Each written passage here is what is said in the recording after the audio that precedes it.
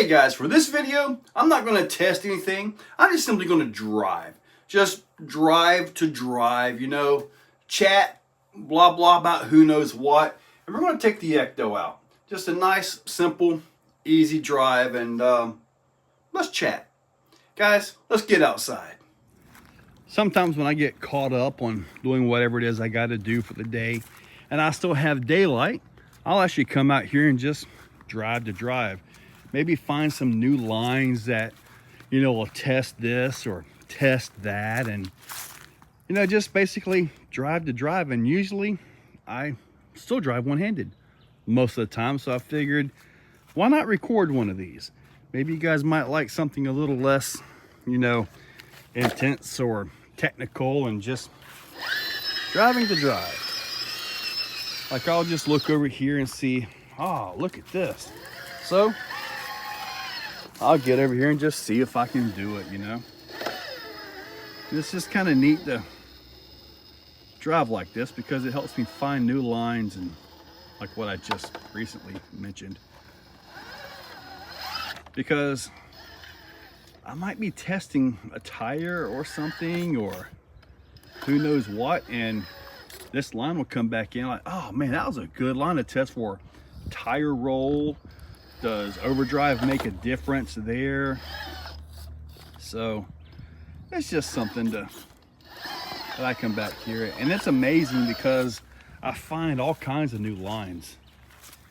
Sometimes when I find the new lines, it's like, well, heck yeah, time to get some concrete work done so I can make the line work. And I don't know, it's just fun because I do drive off camera. Nice, relaxing drives. And like this truck right here, this is a really good truck. I know quite a few guys were telling me, you know, get an Element, get an Element. Well, I'm not sure if you guys know why I've even got this. I was at an event at what was that, Stone Mountain. And I was hanging out with Cody from Dixieland RC. Several other guys were there as well. And Cody goes, oh man, look, we got a new truck coming out. Sweet. He showed it to me. And it was kind of like, dude, it looks like a creep. And also a power wagon. So at that point, I sent Cody some money and waited for them to release. And here we are. But I feel like that right there might be a good belly tester one day. Like that right there is a good spot to show the difference between portal and straight axle. You know, portals, they have better clearance for the most part in the middle, but when you get into like where the C-hubs and all are, that's where a lot of issues are at.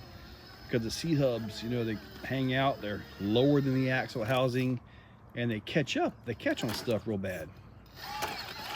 So when I see pictures of guys with Portal TRX housings and they're got the wideners on there and all that C-hub is hanging out, I'm thinking, man, that's just not my style.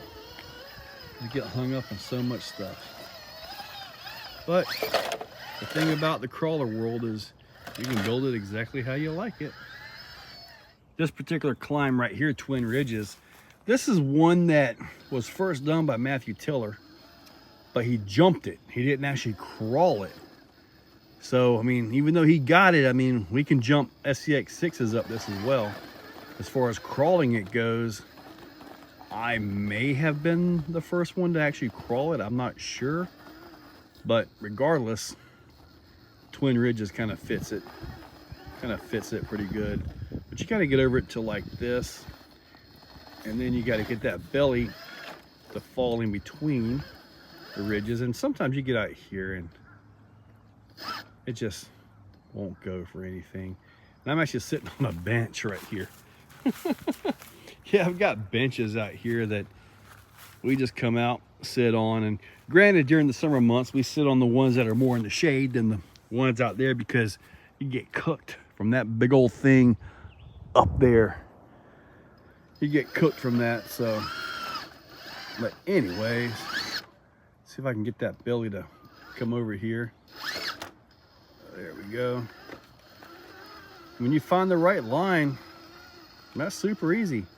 But man, sometimes finding that right line just doesn't work out. And I want to continue, oh my goodness, I want to continue putting these rocks over into that area, because I'd like to continue with the natural rocks and just coat this entire thing in them.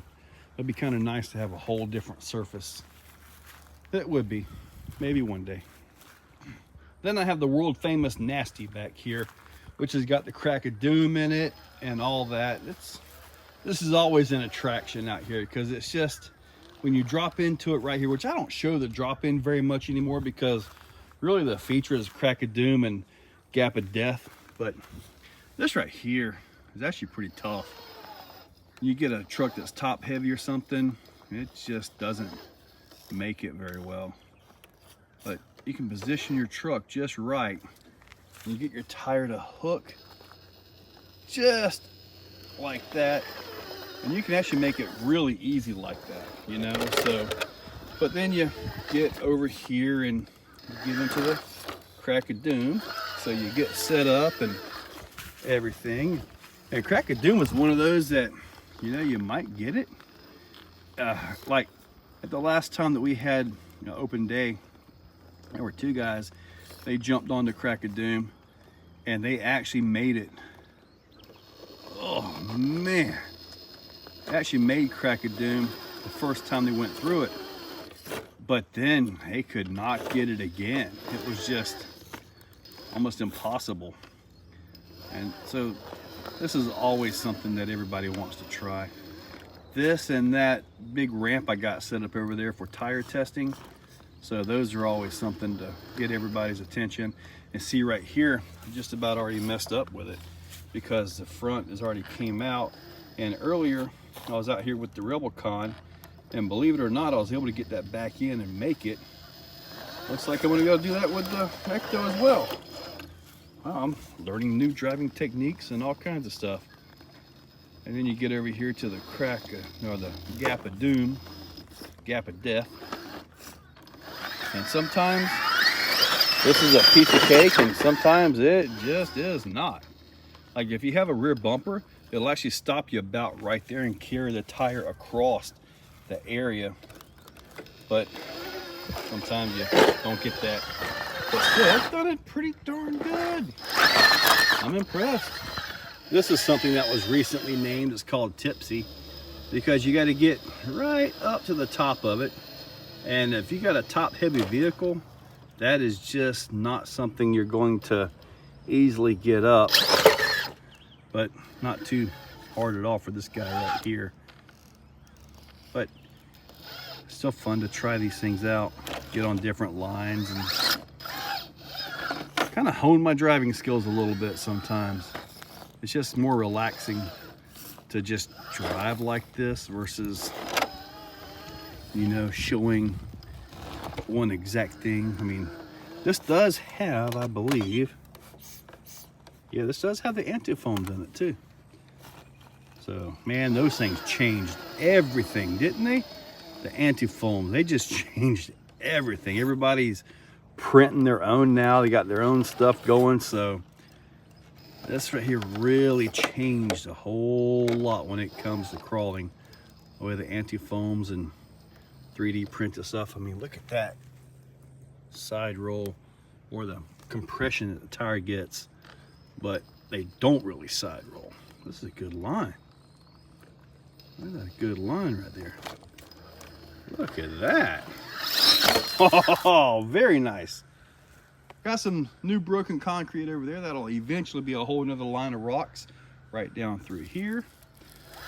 Probably sometime during the summer, because I'm gonna probably go all the way up to there and just bring it all the way down. So yeah, should be a lot of fun, a lot of work to build that, but anyway, you got to progress in this hobby. If not, you fall behind. And here I have the elevated woods course. What I really like about this is you can see things like how much overdrive is too much. You see your tire deflection, especially this little section right here. Man, I learned so much just driving across this with different setups. If the overdrive is too much, what I have found is that when the back has to climb something like that and the front has traction, when the overdrive is there, it pulls the back super hard into the wall or whatever you're trying to get up, and it actually requires way more throttle input and wear and tear, heat, battery drain, and all that to actually get it. And in some places, in some courses, I've actually had to back up and reposition and unload the drive line to actually complete the course and not hit the gate and stuff like that. So it's just something to take into consideration. And for general trail usage, I wouldn't go more than maybe 12% overdrive. Just simply put a set of overdrive gears in the front, or in the case of this right here, you can just simply do the transmission thing and overdrive it like that. But yeah, I mean, I think in my Creep 6, I've got quite a bit of overdrive in that. I know Mike Place in his Creep 6 Killer, as he calls it, really nice, awesome TRX6 build. Just phenomenal. He has probably like 45 or 50%, and I'm not so sure that's a benefit, in all honesty, because it's pulling so hard the tires have to break traction. Noticeably, they have to break traction, and that just doesn't seem to work out too well, at least in the test that I've done. But he did actually get a win at the finals of the Winter Series.